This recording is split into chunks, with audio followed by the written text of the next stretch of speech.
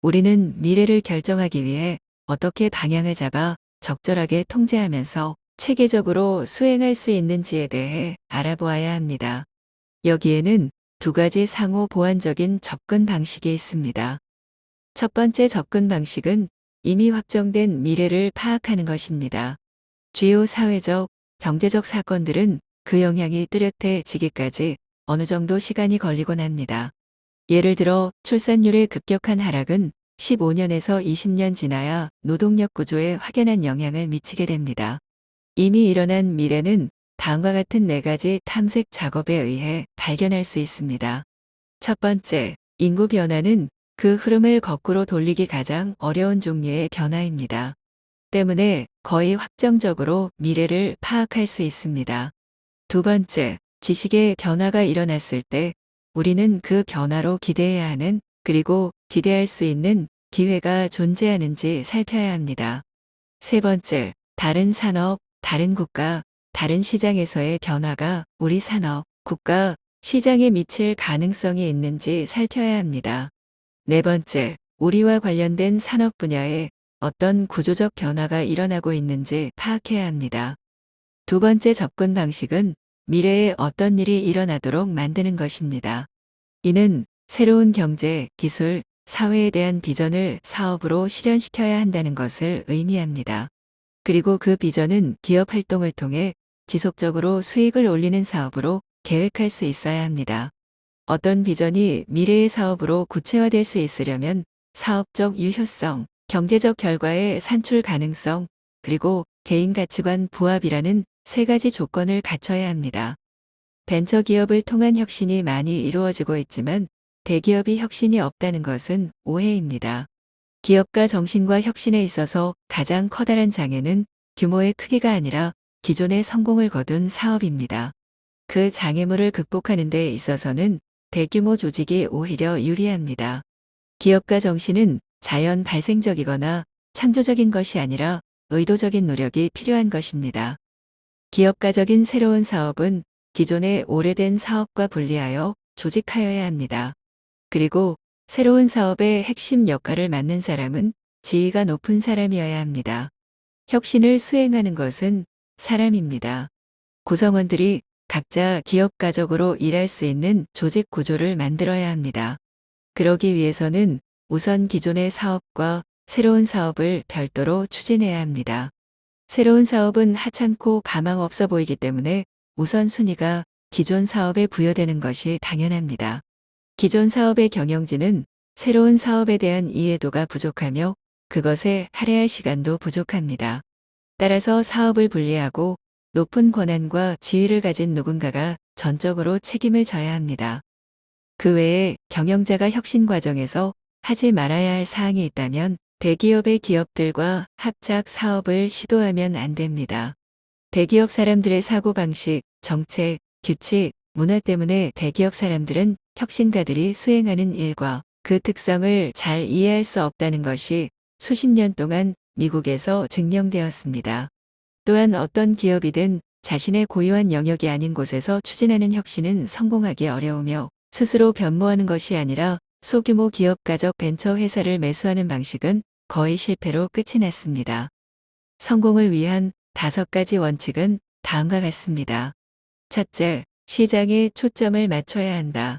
둘째, 재무 계획, 특히 현금 흐름과 미래 자본 수요에 대한 계획을 갖고 있어야 한다. 셋째, 최고 경영자 팀을 구성해야 한다. 넷째, 창업자인 기업가 자신이 자신의 역할과 책임, 일의 범위, 그리고 다른 사람들과의 관계 등에 대해 결정을 내려야 한다. 다섯째, 외부에 조언가가 있어야 한다. 신생 벤처 기업이 성공을 거두려면 예상치 못한 시장을 활용할 수 있어야 합니다. 경영학에서는 이를 시장 조사를 통해 해결하려고 하지만 아직 나오지도 않은 시장을 조사할 수는 없습니다. 벤처기업을 경영하는 사람은 다른 무엇보다도 현장에 나가서 많은 시간을 보내야 하며 직접 보고 들음으로써 고객에게 제공하는 효용 및 가치에 관련하여 끊임없이 질문을 던질 수 있어야 합니다. 그렇게 벤처기업이 초기에 성공을 거두게 된다면 재무정책의 결여가 곧 심각한 문제로 도래하게 됩니다.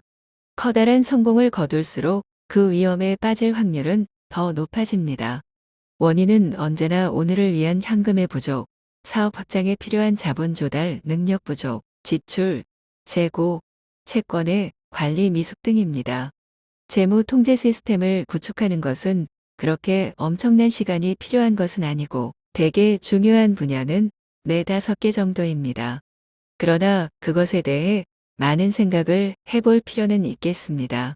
재무 통제 시스템까지 잘 구축했음에도 그들은 수년 뒤에 큰 위기에 봉착할 수 있습니다. 회사가 창업자 한두 사람이 경영하기에는 너무 크게 성장한 경우입니다. 그들은 필요성을 느끼기 훨씬 이전에 최고 경영자 팀을 구성해야 합니다.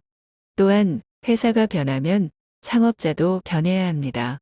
창업자는 나는 무엇을 하고 싶어 하는가가 아니라 객관적으로 회사에서 필요로 하는 것은 무엇인지 고민해야 합니다.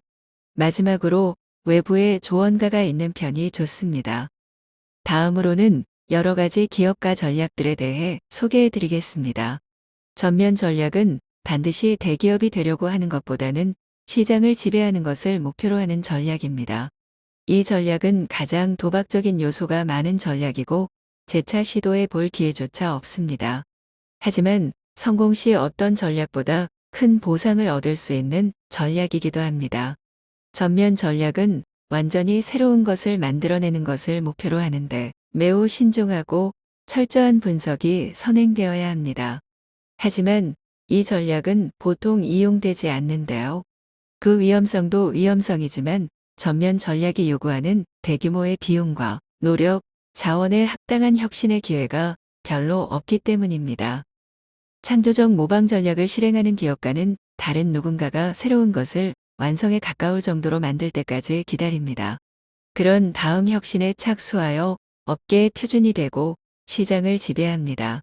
그들은 개척자의 고객을 빼앗음으로 성공하는 것이 아니라 창조는 했지만 적절한 서비스를 제공하지 못한 시장을 찾아내 충분한 서비스를 제공함으로써 성공합니다. 기업가적 유도 전략은 시장에서 주도권과 지배력을 획득하는 것을 노리는 전략들 가운데 가장 덜 위험하고 가장 성공 가능성이 높은 전략입니다. 그들은 처음에 해안의 교두보를 확보하는 것을 목표로 하는데 기존의 선두주자들이 전혀 방어하지 않거나 또는 전력을 기울이지 않는 곳을 우선적으로 노립니다. 일단 교두보가 확보되면 다시 말해 적절한 시장과 적절한 수입원을 손에 넣게 되면 신규 참가자들은 해안의 다른 지역으로 진출하고 결국에는 섬 전체를 장악하게 됩니다. 이 전략에서도 어느 정도 순수 혁신은 필요합니다. 싼 가격 외에도 기존의 것들과 다른 무언가 한 가지 이상은 반드시 필요합니다. 틈새 전략은 시장을 손에 넣기보다는 한정된 영역에서 실질적인 독점을 얻는 전략입니다. 앞선 전략들이 경쟁 전략이라면 틈새 전략은 도전을 받지 않는 것을 목표로 합니다. 톨게이트 지위는 기업이 차지할 수 있는 가장 바람직한 시장 지위입니다. 해당 제품은 어떤 프로세스에서 필수적인 존재가 되어야 합니다. 단, 그것에 성공했더라도 결코 독점을 악용해서는 안 됩니다.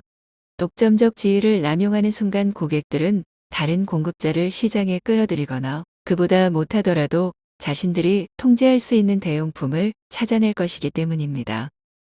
톨게이트 전략과 달리 전문 기술 기업의 틈새 시장은 한정적이면서도 규모가 큽니다. 그들은 해당 산업 분야의 발전 초기에 우수한 기술을 개발함으로써 그 시장의 지배권을 획득합니다. 이 전략의 조건이 3가지 있습니다. 첫째, 새로운 산업, 시장, 주요 추세가 나타나면 매우 초기 단계에서 전문 기술 틈새 시장을 확보하기 위한 체계적인 조사를 해야 합니다. 뿐만 아니라 고유한 기술을 개발할 시간도 필요합니다. 둘째, 전문 기술 틈새 시장은 독자적이고 색다른 기술을 필요로 합니다. 셋째, 틈새 시장을 확보한 이후에도 자신의 전문 기술을 향상시키기 위해 끊임없이 노력해야 합니다. 전문 기술 전략은 다음과 같은 한계도 가지고 있습니다. 첫째, 한정된 전문 범위를 벗어날 수 없습니다.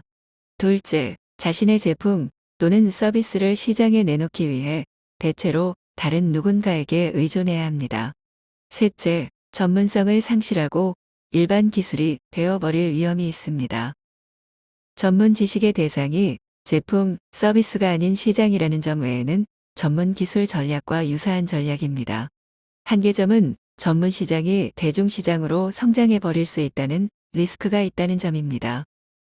지금까지의 기업가 전략들이 혁신을 도입했다면 이 전략은 물리적으로는 큰 변화가 없어도 경제적인 면에서 새로운 효용과 가치를 창조하는 방식을 가집니다.